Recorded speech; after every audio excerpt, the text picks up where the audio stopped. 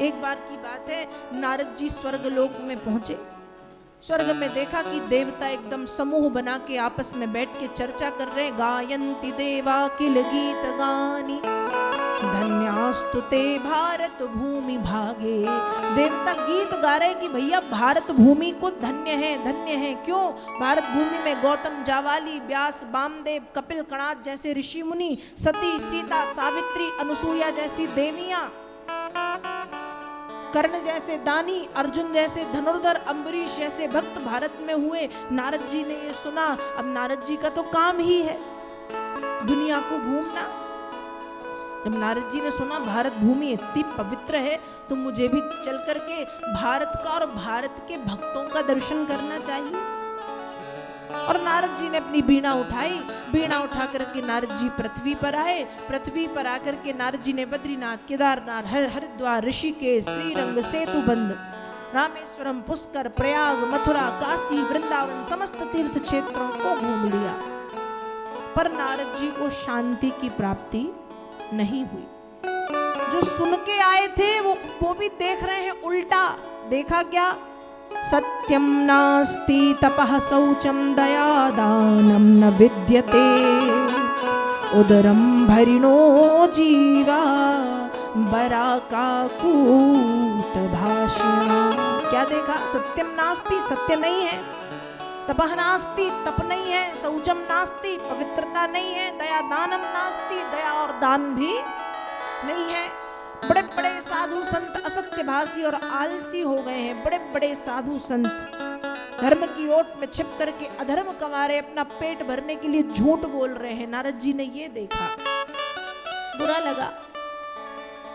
नारद जी को लगा हो सकता है ये क्षेत्र गलत हो। आगे बढ़े। जब नारद जी आगे बढ़े तो नारद जी ने क्या देखा?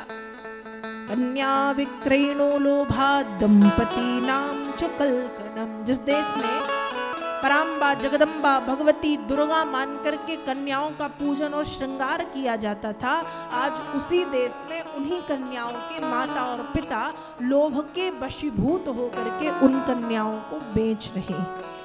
नारद जी ने ये देखा, बड़ा बुरा लगा। अब नारद जी आगे बढ़े। बढ़ते गए, बढ़ते गए, बढ़ते गए, बढ़ते गए, बढ़ते गए और नारद जी पहुंच गए परम रम्य भूमि यमुना जी के किनारे, मतलब श्रीधाम वृंदावन। कहां पर पहुंचे हैं? वृंदावन। और जब वृंदावन पहुंचे, वृंदावन की महिमा अद्भुत है। वृंदावन की महिमा अद्भुत है। एक बार जो गया तो वहीं का हो जाता है। सभी नहीं, रील बनाने वाले नहीं होते वहां के आजकल, क्योंकि भक्त कम और रील बनाने वाले ज्यादा हैं, सेल्फी लेने वाले ज्यादा हैं, वो नहीं होते।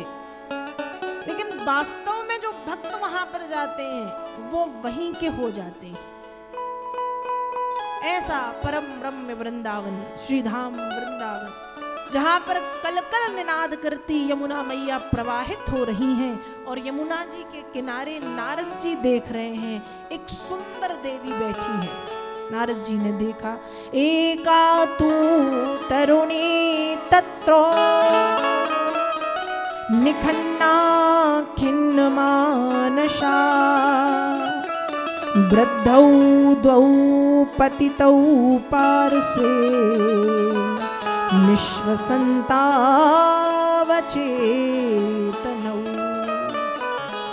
नारद जी देख रहे हैं, एका तू तरुणी तत्र, एक जवान स्त्री यमुना जी किनारे बैठी हैं। देखने में कैसी परम सुंदरी है, बहुत सुंदर। और नारद जी ने देखा कि कैसी है, निखन्ना खिन्न मानसा, मन से दुखी, बाहर से दुखी नहीं है, मन से दुखी है। उस देवी के बाजू में दो वृद्ध पड़े हैं, दो बूढ़े, वृद्धौ द्वौ पतितौ पार्श्वे, उसके पास में दो बूढ़े पड़े हैं जो लंबी लंबी श्वास ले रहे हैं, खूब लंबी गहरी गहरी सांस।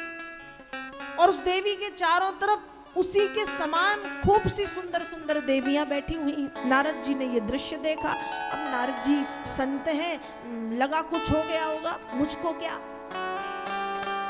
जो वास्तव में संत है वो संसार से छिप करके रहते हैं, वो अपनी सिद्धि का प्रदर्शन नहीं करते। जो वास्तव में संत है वो अपनी सिद्धि का प्रदर्शन नहीं करते और सदैव छिप करके रहते हैं।